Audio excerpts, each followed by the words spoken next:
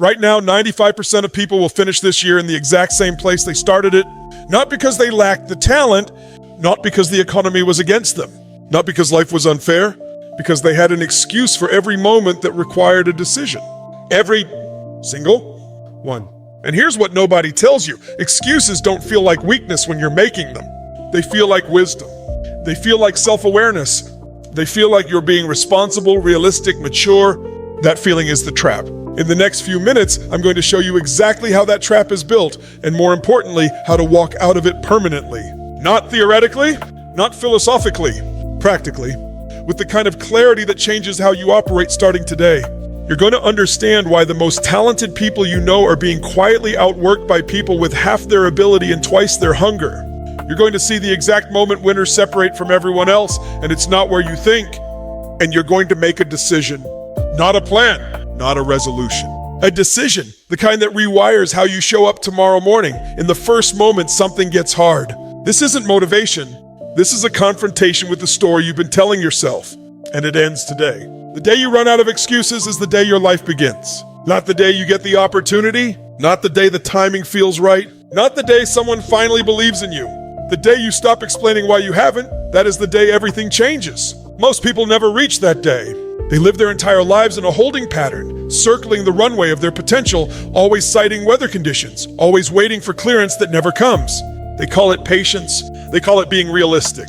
But here's what it really is. It's a slow, comfortable surrender dressed up in sensible language. Think about what an excuse actually does to your brain. The moment you construct one, your mind stops scanning for solutions. It closes the search. It files the problem under "not my fault" and moves on. The neural pathway that was supposed to carry you toward action gets rerouted into self-defense. And every time you use that reroute, it gets wider, faster, more automatic, until one day you don't even know you're making excuses anymore. It just feels like clarity. It just feels like you're being honest about your situation.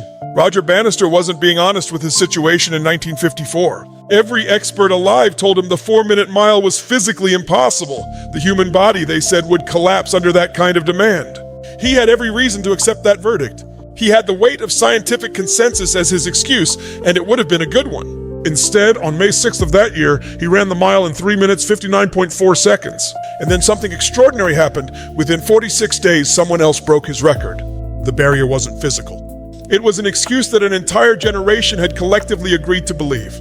Your excuse is someone else's starting line? Read that again. The obstacle you are using to explain your stagnation is the exact point from which someone else launched their ascent. They didn't have a different life. They didn't have better circumstances. They simply refused to let the circumstances narrate the outcome. While you were building a case for why it couldn't be done, they were building the thing itself. Every moment you spend constructing your excuse, someone hungrier than you is using that same moment as fuel. They are studying. They are shipping. They are failing forward and refusing to stop. And they are passing you quietly, without drama, without announcement, and simply because they decided that explanations were a luxury they could not afford. Ownership is the only currency that buys real results. Not talent, not timing, not connections, capital, or credentials. Those things can accelerate a result, but they cannot manufacture one. The only thing that consistently converts raw circumstance into measurable outcome is the decision, made daily, made deliberately, to own everything inside your life without condition or caveat. This is not a soft concept. This is not motivational wallpaper. This is a hard operational principle that separates the people who build legacies from the people who accumulate grievances. Look at what happens inside organizations when ownership disappears. A product launch fails. The marketing team blames the product. The product team blames the brief. The sales team blames the pricing. The leadership blames the market. Everyone has a defensible position. Everyone has documentation to support their version of events. And the company loses another quarter while the blame circulates like a slow poison with no antidote. Now look at what happens when one person in that room says, without hesitation, without political calculation, "This is on me. Here is what I missed. Here is what I am going to do differently." The entire energy of the room shifts, not because that person was most responsible, but because ownership is magnetic. It pulls people towards solutions instead of holding them in postmortems. Alan Mulally walked into Ford Motor Company in 2006 when the company was hemorrhaging nearly $17 billion in losses. He inherited a culture where executives hid problems, colored their status reports green while the company bled red, and protected their departments instead of protecting the business. His first move was not a restructuring plan. It was a demand for radical ownership from every leader at every level, with no exceptions and no performance. Within 2 years, the culture had transformed. Within 4, Ford was the only American automaker that did not require a government bailout. Ownership did not just save that company. It rebuilt it from the inside out. Every excuse you make is a vote against your own potential.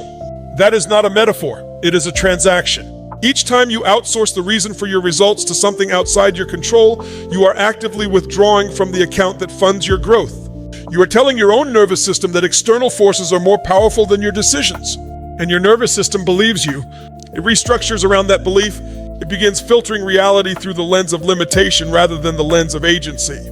Repeat it often enough that filter becomes permanent, not because your potential shrank, but because you kept voting it down one excuse at a time. You can have reasons or you can have results, never both. This is not a harsh judgment.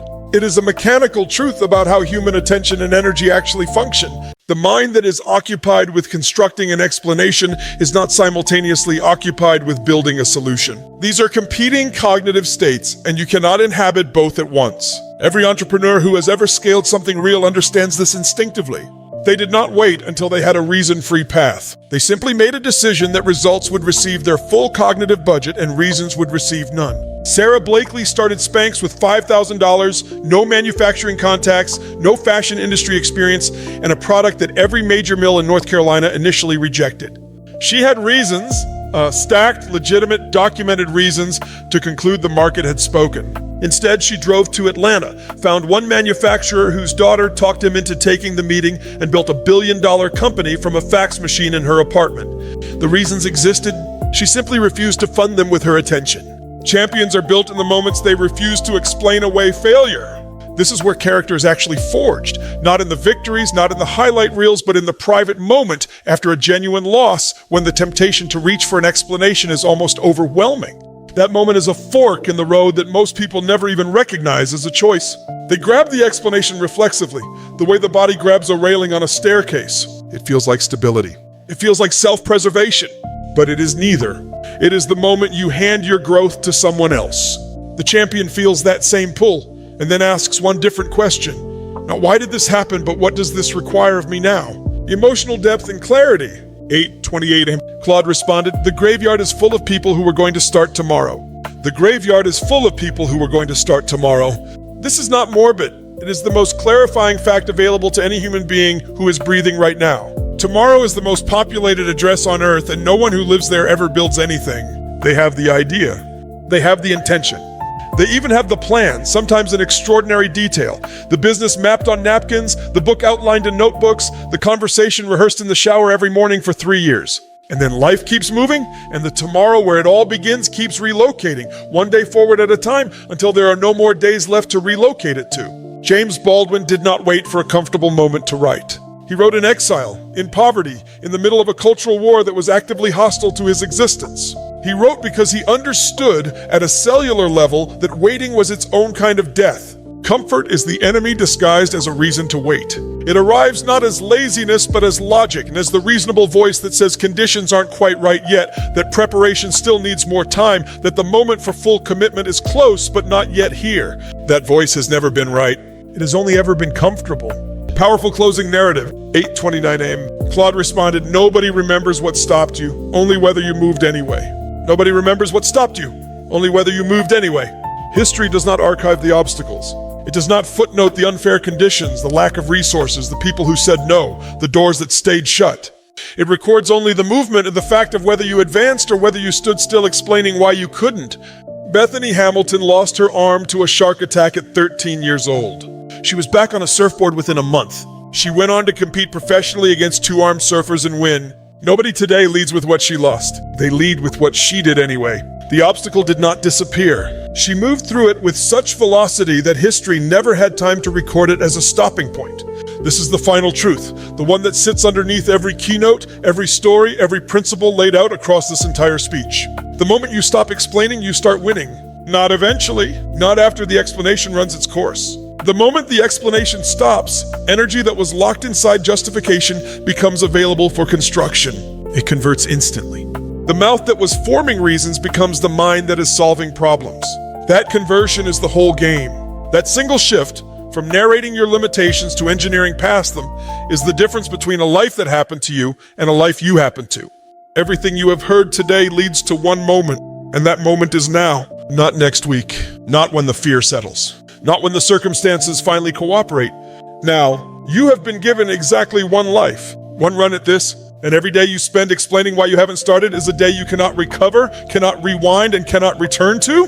The world will not remember your reasons. It will not acknowledge the difficulty of your starting point, the weight of what you carried, or the unfairness of what you faced. It will only record what you built or what you didn't. So here is the only question that matters as you walk away from this today. When your life is measured, not by what you intended, not by what you planned, not by what almost happened, will the record show that you moved? Excuses had a place in your life once. That place ends here. Thank you for being here today. And I mean that with complete sincerity. In a world saturated with noise, the fact that you chose to spend this time investing in your mindset tells me something real about who you are and where you are going.